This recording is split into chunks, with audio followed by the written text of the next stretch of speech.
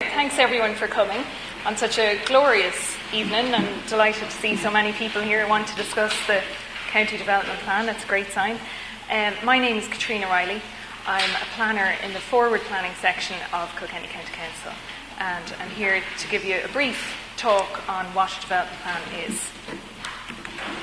So this is the outline of my presentation for this evening. It's 4 parts: introductions, very quick, a run-through of what you can expect this meeting tonight to comprise, a short talk on what is a development plan and why does it matter, why are we here tonight to discuss it, and finally then I'll end on what is the process and just give you an outline of the time frame and how you can engage further in the process. So some introductions to start with. You've met a good few staff here on the way in. As I said, I'm Caitriona Reilly. Then we also have Anne-Maria Walsh here in the front row, very attentive. She's our SEO and planning, and Anne-Maria will chair the questions and answers session that will take place at the end of the format. I'll run through that in a minute.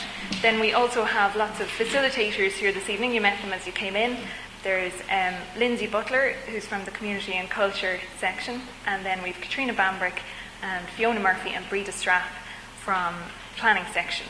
And then we also have tonight Declan Keogh from the Carlow Kilkenny Energy Agency, and he will give another brief talk on renewable energy in general. Just to say that, so there's a lot of staff here tonight, but the development plan core team is really comprised of 4 people. It's headed up by Dennis Malone, senior planner. Then there's myself and 2 others that work with Dennis, and we'll be working on this project for the next 2 years. So the meeting format, I know we didn't realise it was going to be this popular, so we ran out of formats, so I'll run through this in detail. 2 presentations, mine generally on what is a development plan. Mine will be 10 minutes max. Then Declan will speak about renewable energy. Then what will happen is we'll break you into working groups, and each working group will be facilitated by a member of staff, and the member of staff has a few questions around the topic of renewable energy. We'll work in those working groups for about 30 minutes. And just to say that the groups, what we're here this evening to try and talk about is to come up with ideas, solutions, ideas for new policies that can go into the new development plan. It's to try and stay away from operational issues, complaints, questions. We'll do our best to answer any questions that you might have, but if within the groups, if you can try and put the emphasis on the big picture, thinking big, thinking strategic, what does the county need in terms of renewable energy? And also then at the end of the facilitated working groups, you'll also get a chance, if renewable energy is not the topic that concerns you and you have something else that you want to make your view known on, you can also say that within the group, and that will be recorded as well. But we will try and focus on renewable energy. Within the groups, a reporter will be appointed, and the reporter will just listen to what the group has to say. We'll also participate, but we'll listen and we'll report back to the main meeting at the end, just so all the groups will hear what everyone else said, because one group could be very, very different from another. And then I said at the end, we'll have questions and answers, and Maria will chair that, and then we'll have a cup of tea or coffee after all the hard work has been done. So, third part of my presentation, what is a development plan? A development plan is a strategic 6-year document. For the county, here in Kilkenny, we have 2 development plans. One covers the city and environs, and that's done by both the Borough Council and the County Council in conjunction with one another. And then the other is the County Development Plan, and that covers the remainder of the county, everything outside the city and environs. You might have seen those documents when you came in. Feel free to take one home if there's any left. I'm not sure if they might be gone as well. So what is a development plan? It's the main instrument for regulation and control of development. So what does that mean? It means that when any planning application for any development comes in the door of the County Council or the Borough Council, the first thing the planner takes out and consults is the development plan. And they measure up whatever the application proposal is for against the policies and text of the development plan. So that's how a development plan affects day-to-day planning decisions. And that's why it's so important to get that document right, because it will be used for the next 6 years by the planners in the County Council and Borough Council. So the plan should be strategic in its outlook. It's not that big of a document, and it covers a wide range of subjects. So it needs to be strategic and set out general aims and objectives. It couldn't possibly cover every single eventuality, but it covers a multitude. It has a very important role in protecting environment and heritage, and that can be seen in the chapters. There's one huge chapter, the biggest chapter in the development plan is probably the heritage chapter. And then finally, it gives spatial expression to economic, social and cultural needs.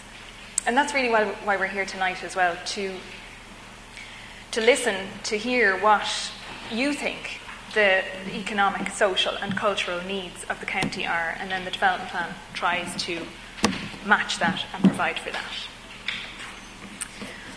So moving on to why does it matter?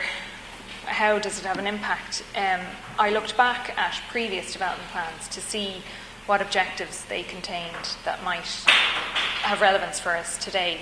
And so going back 2 development plans to the 2002 development plan, I picked out 3 objectives there just that I know have been completed and are of relevance. So the first one there is lands were designated at McDonagh railway station in the city, and you all know McDonagh Junction is now open and trading as a retail development, a very nice retail development. There was also an objective for the development of Woodstock Gardens, and that's well underway. There's a lot of renewal and restoration work going on in there at the moment. And finally, there was an objective to prepare a wind planning strategy. I'll talk about that in a minute. So there's McDonagh Junction, there's Woodstock Gardens, nice pictures, and then the wind energy development strategy. So as I said, it was an objective of the 2002 plan that a strategy be prepared. A strategy was prepared and it was included in the 2008 development plan, and that's the strategy map there. And the wind strategy map basically divides the county into 3 categories: acceptable in principle, not normally permissible, and open for consideration. Now, we'll come back to that. I'm not going to stay on this topic for the rest of the talk, but you'll get an opportunity to talk about that map, and you'll be answering some questions within the groups. We'll deal with that map in a bit more detail. So the 2008 development plan, which is the current plan, there was some objectives in that have been completed as well, so I picked some out. The first was prepare an economic development strategy. Second was complete the River Nore Linear Park. Third was deliver a water supply to the Bellevue port area. And the fourth was to prepare LAPs, that's a local area plan, for the district towns. And the district towns are the bigger towns in the counties, the Graiguenamangh, Thomastown, Callan and Castlecomer. And so again, just some graphics to show in West Kilkenny we have an economic strategy in place. There's a business support unit up and running in the councils, that's well underway. Linear Park, that has been developed. And the water supply to Bellevue was delivered, and that, I think, opened in February of this year. And also there is a local area plan for Graiguenamangh in place. And just to set out, a local area plan sits under the county development plan in the hierarchy of plans in the county. So the county development plan covers the whole county, and then the Graiguenamangh plan would really only cover the built-up area of Graiguenamangh. And I have a copy of it there tonight. If anyone has specific questions, we'll try and answer them, but that is a separate process to the one we're here to discuss tonight. So finally, a word on the process. So there are 3 stages to the development plan process. The first stage is pre-draft, which is the stage we're currently in at the moment. That stage is comprised of issues papers have been published, have been written and published. They're available tonight. We've done a lot of work on our website, our dedicated Our Plan website. We've put a lot of video content up there to try and just generate a bit of interest and provide something different. We met with a wide variety of groups during this pre-draft stage, from Older People's Forum to Corlin and Oak. We also undertook a primary schools project in the city, all in the name of awareness raising and getting word out there that we're reviewing this development plan at the moment. The pre-draft stage formally ends on the 24th of August, so that's a key date.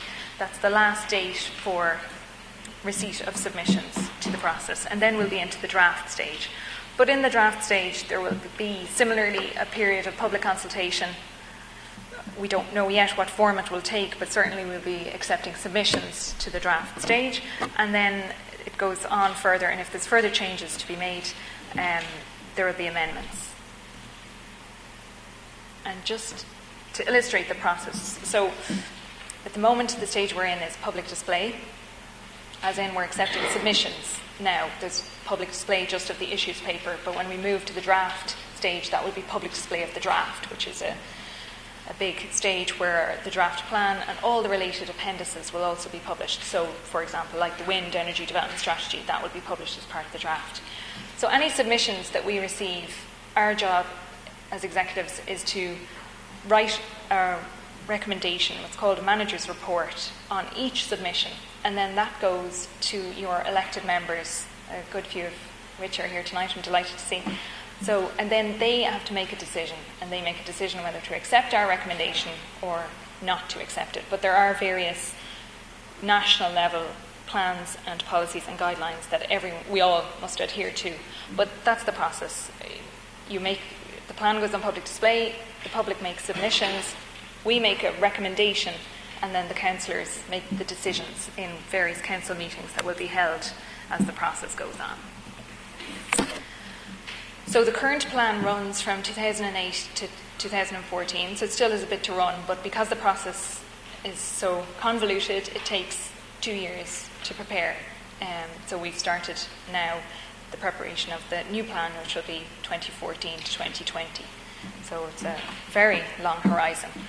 The pre-draft formal process started on the 15th of June, even though we had been doing a lot of awareness raising and articles in the Kilkenny People running up to that date. But it formally started on the 15th of June and it will end on the 24th of August. And that's a 10-week period. It should normally be 8 weeks, but because of the holiday period falling in August, we decided to extend it by an extra 2 weeks, so the 24th of August. I keep repeating that because that is a key date for closing date for submissions.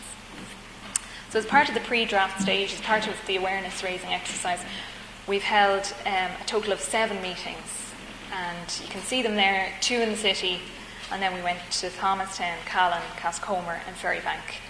And this tonight now is the final meeting as part of this process. So it's the 7th meeting tonight. And you can see there on the right-hand side, we had a theme for each of the meetings. And this is a slightly different approach, but we just wanted to focus minds a little bit more and see if we could get more people interested in coming along to the meetings. And I think it has been proven here tonight. So this is tonight's theme, obviously, then, is renewable energy, but we've dealt with various themes in the other meetings, from smarter travel to heritage.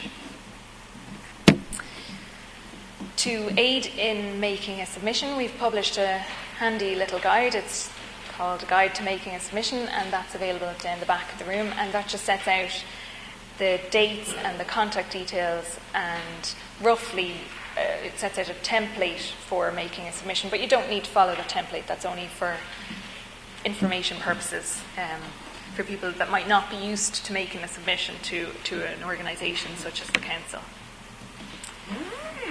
And to conclude then, tonight is about you having an opportunity to have your say on policy development. And it is critical that you make your voice heard tonight. And hopefully that will lead us to what my boss uses as his mantra, and I've now adopted: the right policy in the right services. If we have the right policy, we'll get the right services in the right location. It's very important, as I said, just to make your voice heard and to engage in tonight's. And if you don't feel that, or if a topic was of particular interest to you and you didn't get a chance to speak on it fully tonight, do feel free then to make a submission. You still have that opportunity. So all the comments from tonight would be recorded, but in addition, we would be seeking submissions as well from members of the public on any topic, not just renewable energy, obviously. So there are the contact details. You can make a submission via email. You can ring us to look for further details. And Breda has been trying to get some of you to register with our plan website. And that is, it's a new initiative, this development plan round. And it is very handy because the process is so long. It's a 2-year process. But if you register with this site, we will send you emails as to when the critical dates are. We will send you emails if there's any more meetings. We'll keep you informed. So if you haven't registered, Breda will be available at the end of the night. Someone will be there to help you register, or you could register yourself. Anyway, that's the website address should also be on the issues paper. That's it. I'm going to hand you over to Declan now, who's going to talk a bit about renewable energy.